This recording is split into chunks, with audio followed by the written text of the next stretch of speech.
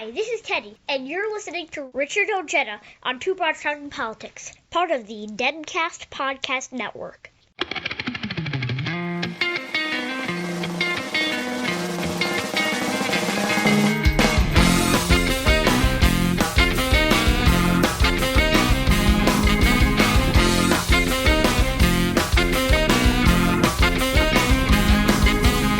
Are you listening?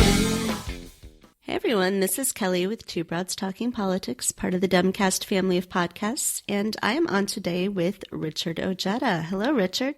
How are you doing? Great. How are you? I'm doing phenomenal. Great. So I think a lot of people probably at least somewhat know who you are, but maybe just to sort of set the stage here a little bit, tell me a little bit about your background and your time in the state Senate in West Virginia. Well, I grew up in Logan County, West Virginia, and I entered the military after graduation. I spent 24 years in the military, and I served with some of the most amazing leaders that I think anyone could serve with.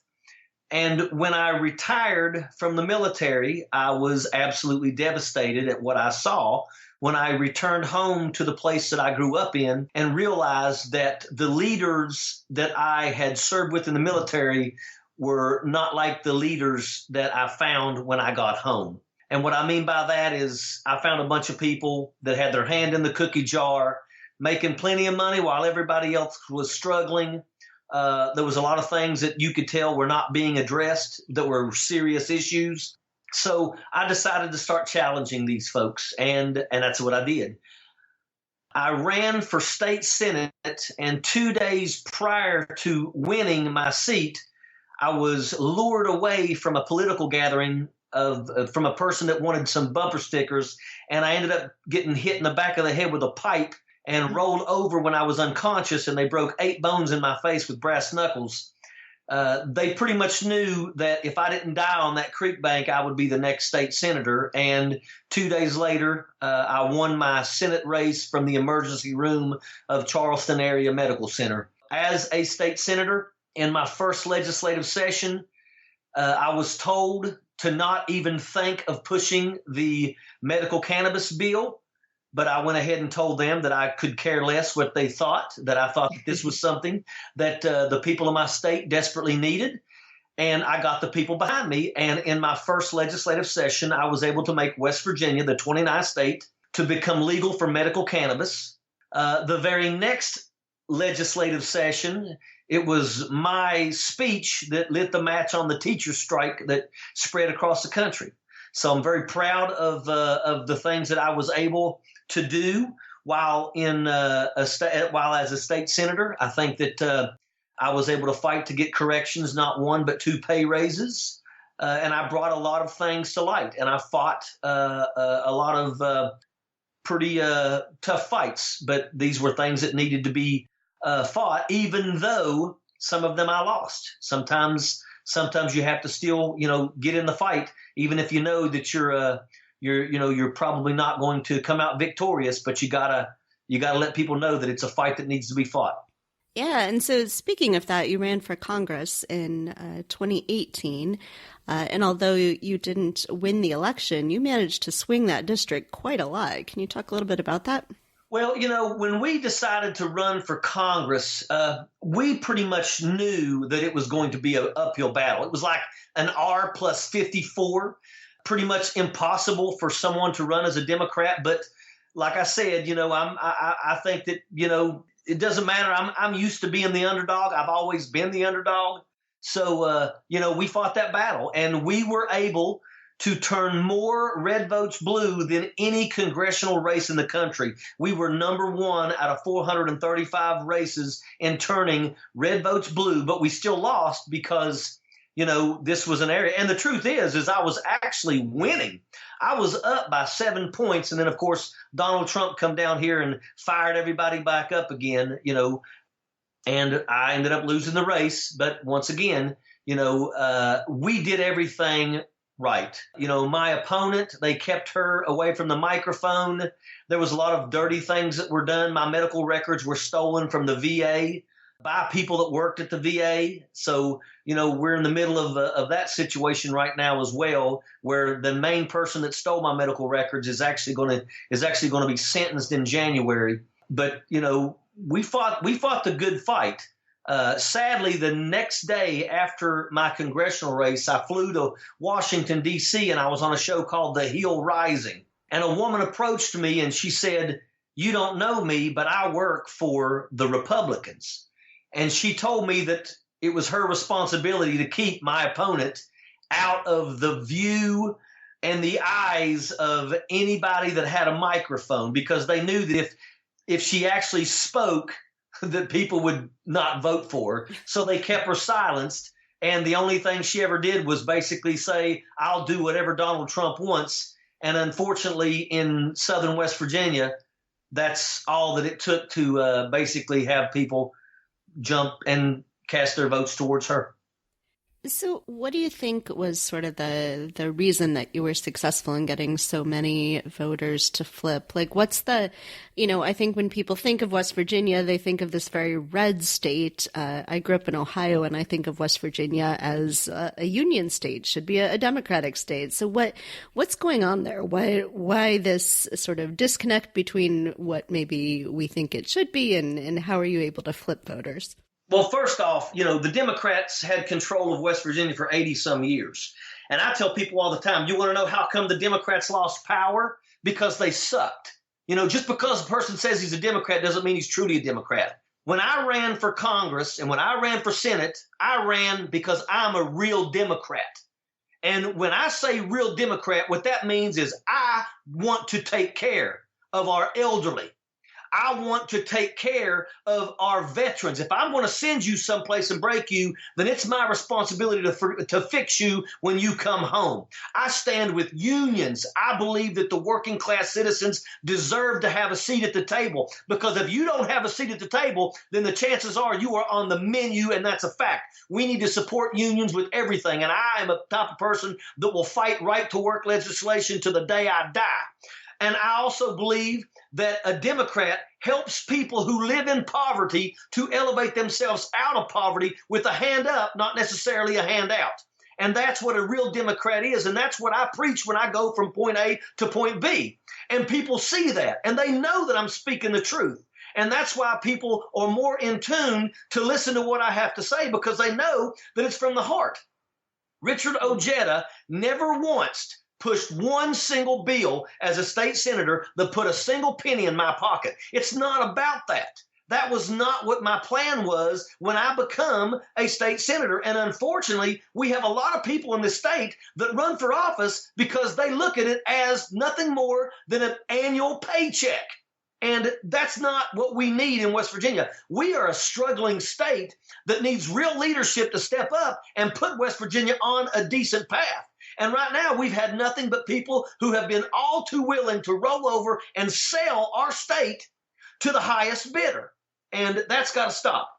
So I saw that you had talked about a proposal that lobbyists should have body cameras on. This Absolutely. Is fascinating. Absolutely. I love this idea. Something. Yeah, tell me about this. Even on the state level, it's absolutely sickening, the things that go on behind the scenes. I had 3 people from Big Energy come into my office, and one of them was a absolute drop dead gorgeous female. And these 2 guys are talking to me because what they wanted to do was they wanted me to support a thing called forced pooling, which when you're talking about extracting natural gas, what this was it would say that if a person comes to a piece of property and they can convince this one person to allow them to drill on their property, they shoot horizontally and they take all the minerals out from under the neighbors, but the neighbors don't get nothing. You see what I'm saying? So forced pooling was something that is absolutely wrong.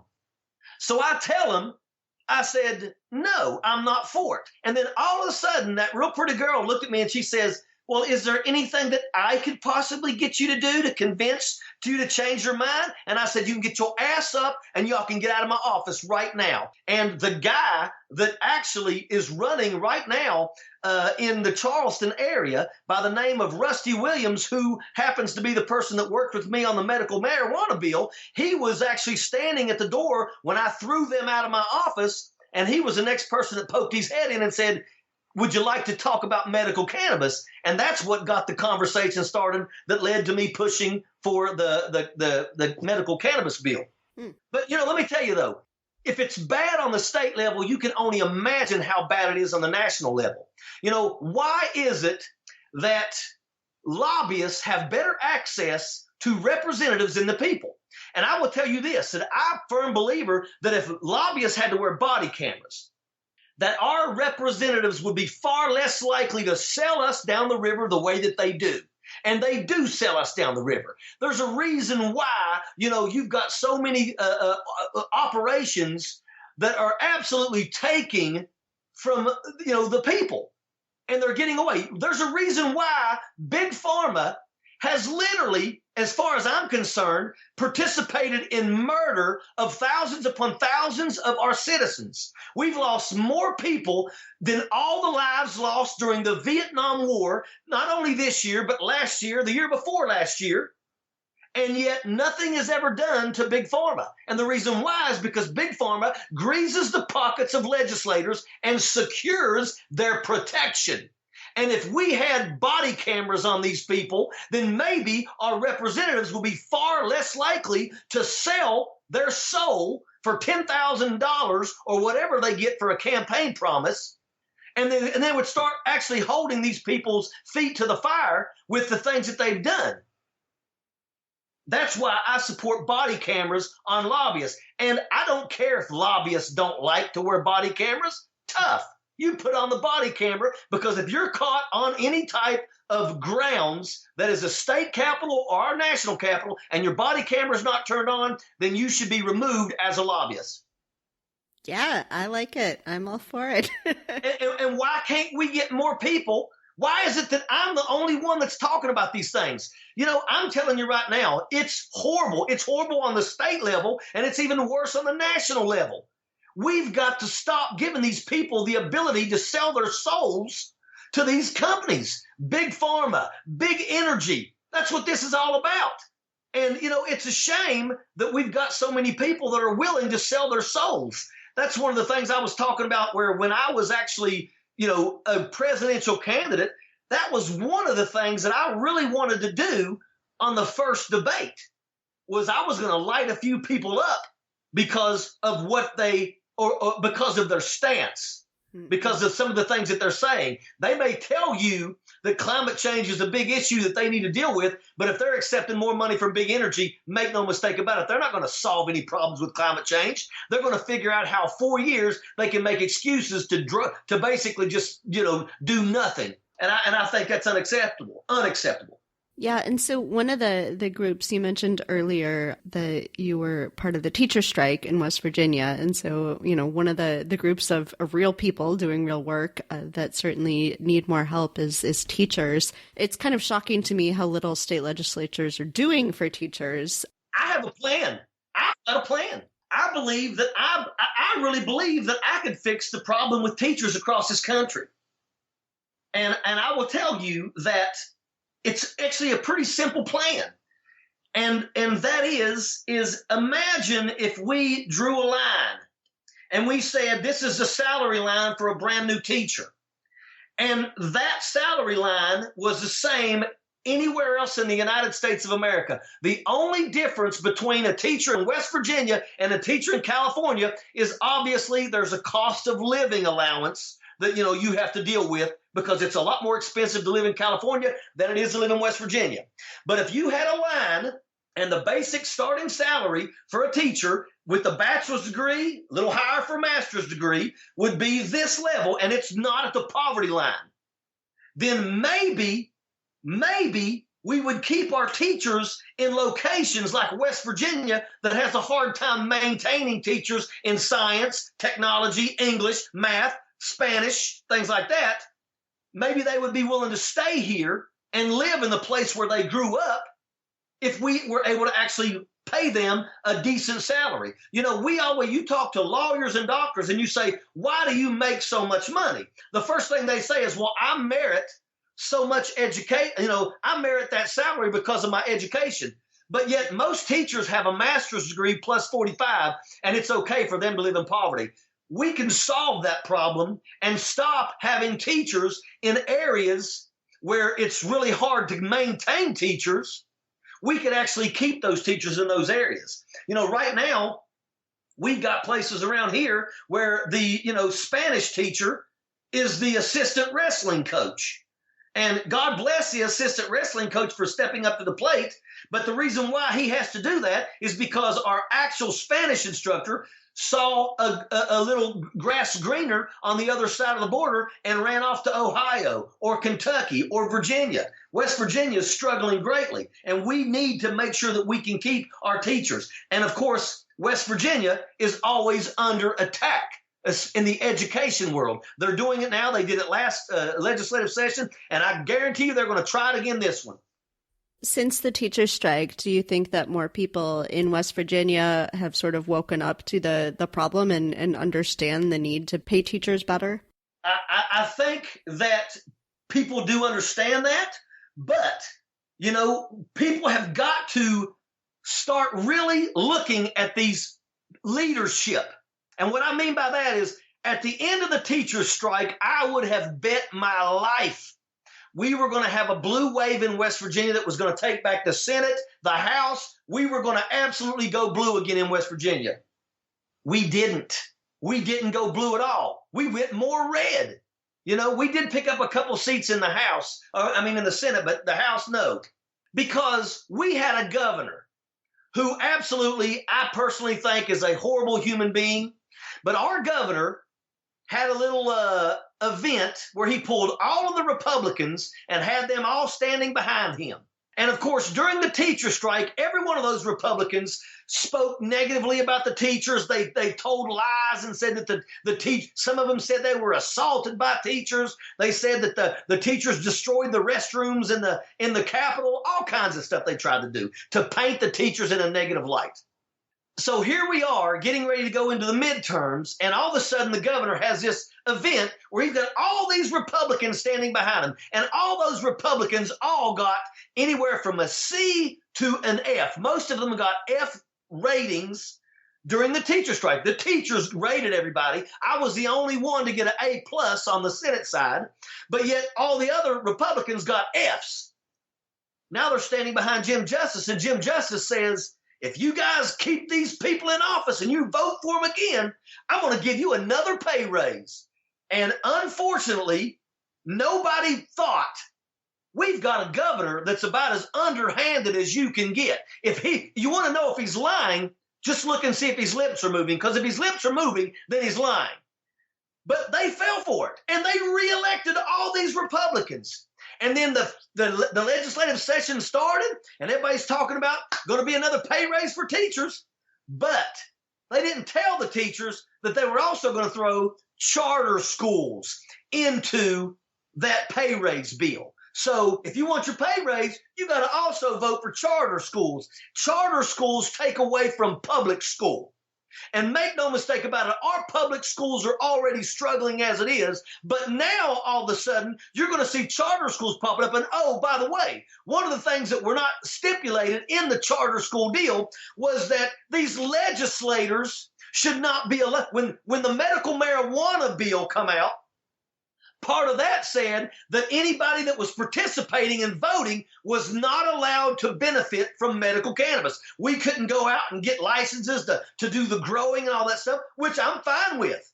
But they didn't do that for the charter schools. Right now, you've got charter schools going in, and who's owning them? Who's purchasing these schools? Some of these legislators, they're the ones that are going to make a fortune on charter schools. It's absolutely, I've never in my life seen leadership, if you want to call it that, like that. That's what got me into this. Was I retired from the military, and I took General David Petraeus outside the wire in Afghanistan. I had my colonel when I was in Iraq would go out with me all the time. on the same roads with IEDs, VBIEDs, small arms fire, you name it. He was with me out there. And the reason why is because he believed that the soldiers needed to see him as the brigade commander out there going on the same dangerous roads, dodging the same bullets we were. That's what real leadership is. But unfortunately, on the civilian side, it's not the same. It's not the same. These are people that it's about what they can get. I'm talking about legislators that look at a bill and the only question they have is, how is this bill going to benefit me? And that's the problem that we have in the legislature, not only on the state level, but on the national level as well. So how do we make sure that the voters understand that, you said last time around the Republicans just got up and lied and said they'd do something. How do we make sure that in the next election the voters understand who's really standing up for them and what we really need to do to change things? We got to stop allowing these people to forget. When election time comes around, we should absolutely be working overtime to make sure that, hey, ladies and gentlemen, look at these names. These are the names of the people that went against the teachers during the teacher strike. These are the ones that are up for re-election. We got to start doing that. But that's the thing is, where is the groups of people out there that are supposed to be working to ensure nobody forgets? Is it the Democratic Party? I think it should be. So how about we push that? During the midterms, the Democratic Party in West Virginia spent a bunch of money putting up billboards against Mitch McConnell and against Mitch Carmichael from West Virginia. But it's 2 years before Mitch Carmichael is up for re-election, and Mitch McConnell is not even from West Virginia. How about instead of wasting money on $1,000 billboards a month, why don't you put billboards up that really focus on highlighting these people that stabbed our teachers in the back? Sometimes I sit and I wonder, where do we have anybody that thinks tactically when you're talking about running for re-election, things like that? I mean, and I hate to throw stones, but I know that there's a lot more that we could do. There's a lot more that we could do as a party to educate people out there and show them what right looks like. Yeah, no, we definitely need to be doing more of that as a party. So I want to switch gears and ask you about this kitten that you rescued that I saw on Facebook. Well, let me tell you, and this was amazing because the truth is that my opponent in the congressional race took that photograph of me holding Peanut in my arms, which was literally like 2 days after I got him home, after somebody had thrown him out of their car on the 4-lane. I drive, I see this animal on the road, and to be honest with you, I straddled it. I thought it was a dead animal, but then all of a sudden, right as I got up on it, it poked its head up. So as soon as I passed over it, I pulled over and went back and I got it. And I thought it was dying. I mean, literally, I did not think that this cat was going to survive. I threw him in the floorboard, turned the AC on, pointed it at him, and I drove straight home. And I walked into the house and I handed it to my wife, and she wrapped it in a little wet because this was in the middle of summertime. This cat was just, it could barely breathe. It was horrible. And she wrapped it up in a nice, wet, cool cloth, and she held that cat for about 3 hours. Then we put a little sleeping area for the cat for the night, and we figured if he's alive when we wake up tomorrow morning, then we'll take it from there. But we didn't think the cat was going to live through the night. And the next day, the cat was alive. By day 2, it was walking around, and I took a photograph of me holding that cat. And it was funny because my opponent, Carol Miller, they took that photo and they darkened it where you couldn't see the cat. And they tried to make it look like Richard Ojeda was evil. It's amazing because all we did was take it and say, look at this picture, and then we lightened it and you saw me holding the kitten. But that's the kind of garbage that was used when I was running for office. But, we now have Peanut. Peanut's a year old now, and he's my cat. I happen to be a guy that we love animals. My family's always, had animals. We had an English bulldog for 16 years, and Buddy was like a member of our family, and we've got cats, and they're like members of our family, and we love them. And, all of our animals are rescues. That's how we are. I think that, I think animals make people better. I really believe that. Yeah, I love that. So is there anything else that you want to make sure that we talk about tonight? I will tell you that, I've been very blessed. Recently, only a couple weeks ago, I was invited and I went to Yale University, and I had the honor to address 2 groups of students. I got to participate in a podcast on their campus, and I got to participate in a discussion about corruption. And it was just a great opportunity to be able to get to do that, to get to meet so many amazing, highly intelligent students that are very active in politics. That was something that was, I really appreciate. I'm writing a book. I'm writing it with a person by the name of April Edwards. She's on the West Virginia Demcast. And the book is going to be called We Are Worthy, The Fight for the Forgotten. One of the things when I was with the teacher strike, one day I walked out of the back of the Senate chambers, and the hall was filled with teachers. And somebody handed me a bullhorn. And I don't know, it's one of those things where some things just pop in your mind. And, we had been listening to the teachers chanting, and it's been, real loud. We could hear them in the Senate chambers. And I was loving that, by the way, because I knew the Republicans couldn't stand it. But I walked outside and somebody gave me a bullhorn, and I looked at the teachers and I said, I want you all to say together, we are worthy. And that chant started, we are worthy. We are worthy. And that's what this book is about.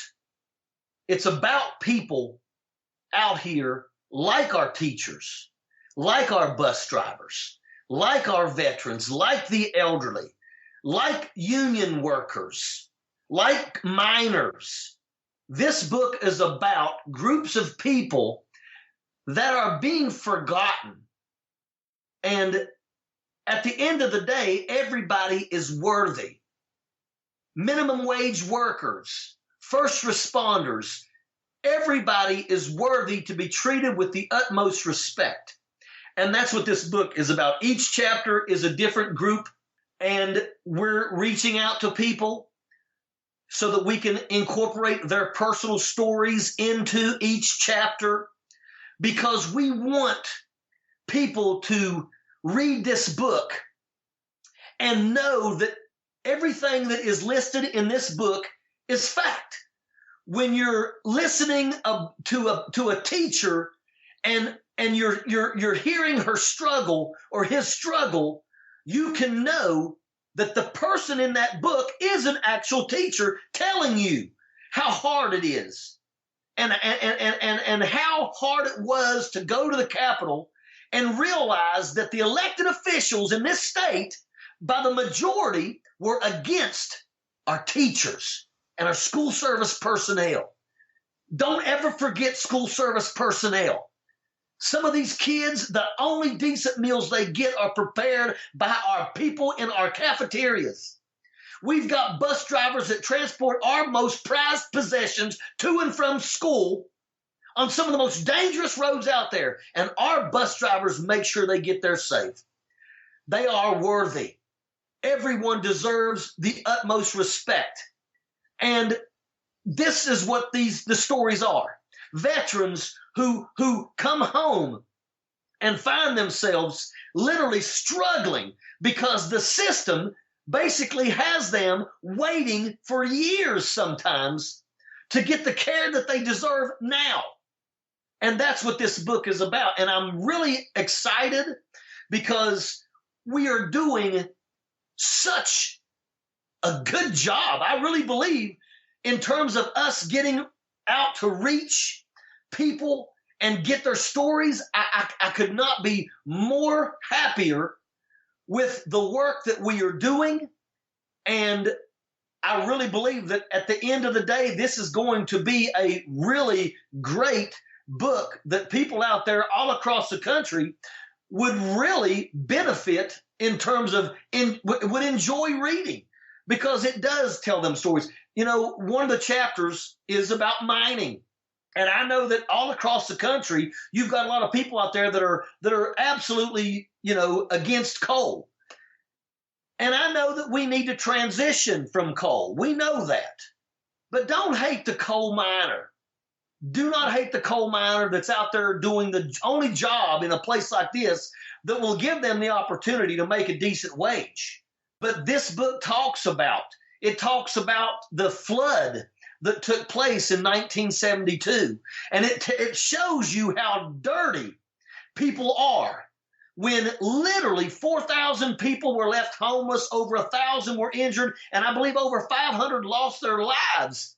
And this book will show you and tell you how the company tried to say it was an act of God to keep from being able to be held responsible for what they did to these people.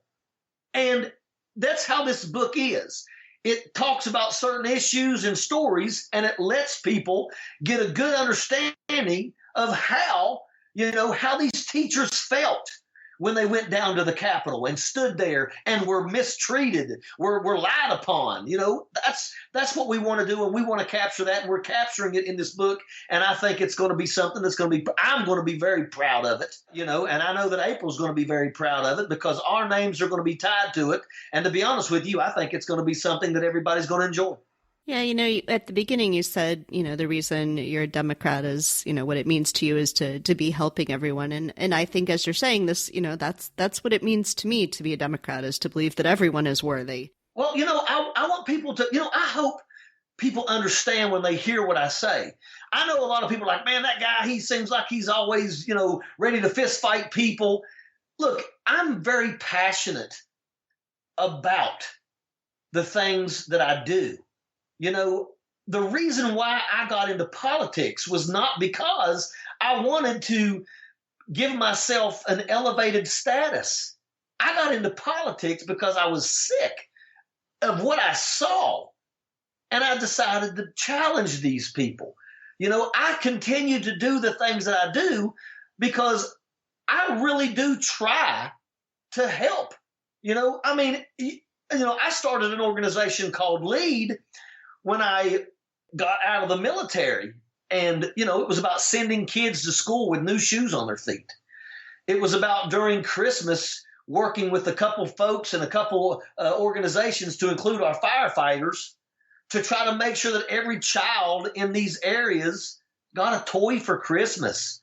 You'd be amazed at how many kids don't have nothing. When you work in the school system, which I did for 4 years, you realize that you've got kids that come to school every day that don't have nothing.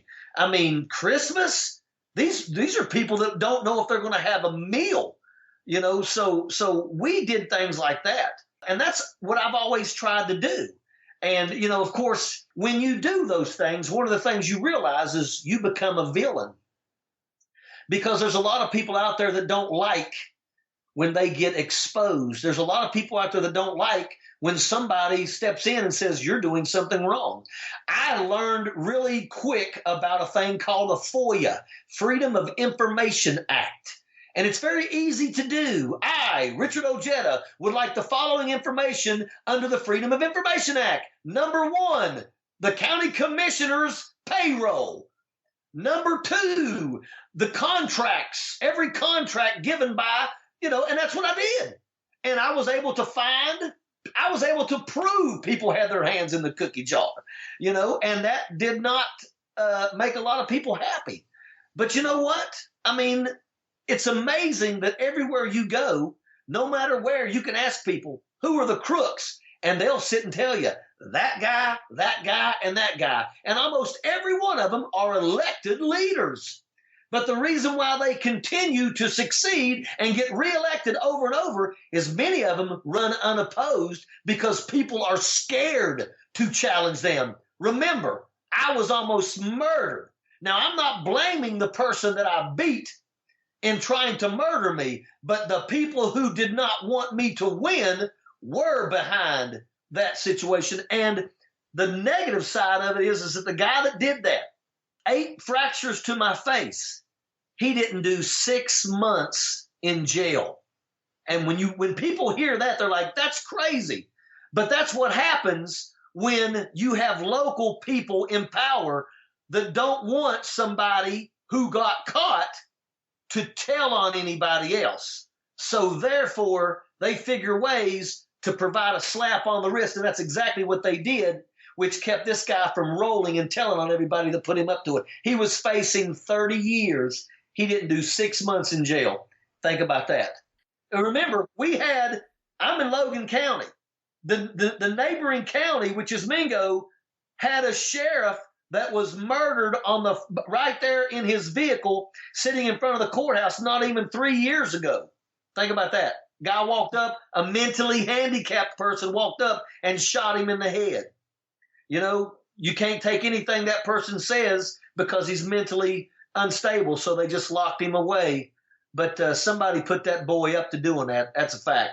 So, what do you see happening in 2020? If you're looking at just West Virginia, if you're thinking about like the presidential election, what do you think that Democrats, if we put our minds to it, are going to be able to sort of change this message and get it out there? What do you see happening? I think that we have some very strong Democrats that are actually running. I will tell you that in West Virginia, we have some people like Tina Russell and Robin Cutlip that are seeking office, running for a House of Delegates in West Virginia that have amazing voices. And you just hope that the people in those areas will listen and give these people a chance. I'm keeping what I'm planning on doing pretty much secret for now, but like I said, I think that it's going to be tough. West Virginia is a tough place. We still have a lot of people around here that still think that Donald Trump is the second coming. All I ask is that people start to do more researching.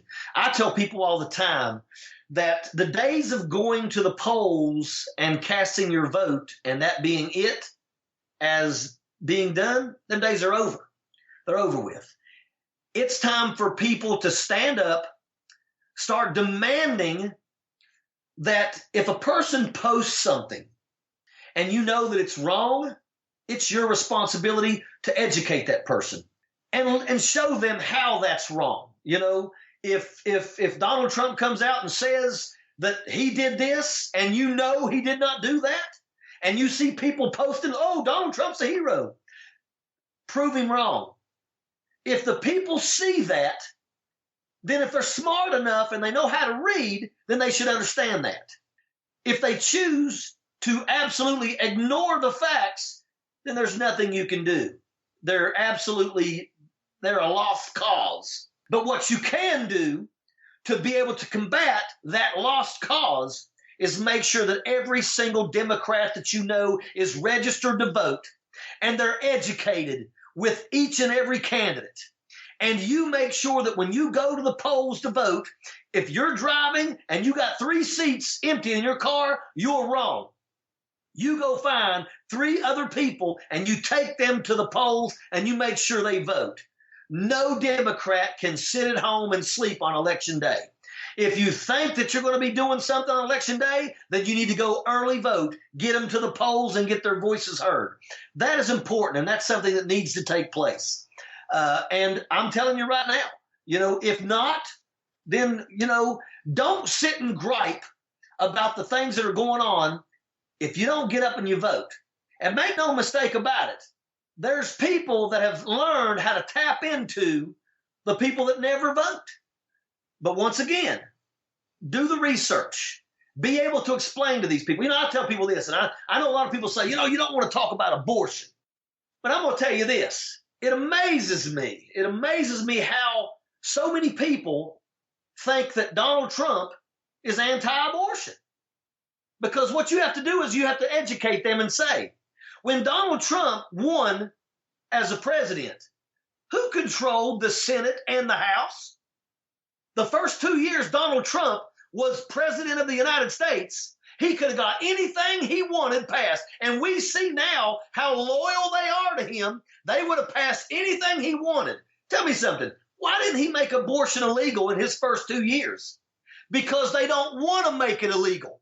They want to always make sure that it's on the ballot so they can bring these people out to go, oh, we got to go vote for them Republicans because they care about the kids. But what people don't understand is the Republicans are the one that cut the programs to feed the kid, to clothe the kid, and educate the kid. That's why they don't ever pass anything that makes abortion illegal, because they don't want it to be. The truth is that we need to start doing things like Colorado. They made IUDs free. And by making IUDs free, they reduced the abortion in the state of Colorado by 50% right there. You know what? IUDs should be free across the country. Let these people have those. Those reduce abortion. How about that? Let's try to do things that reduce abortion the right way versus basically denying people a voice. Yeah, I think that sounds great. All right. Well, if people want to follow you on Twitter and know more about what's going on with you and get in touch with you, how do they do that? Well, Richard Ojeda, I'm on Twitter.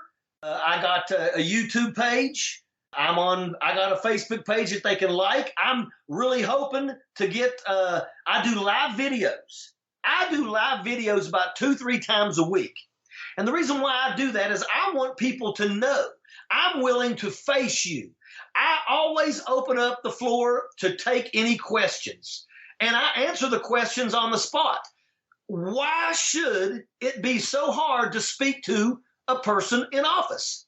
And I believe that all people that run for office should be willing to do that, create that two-way line of communication, because that right there should also keep you honest.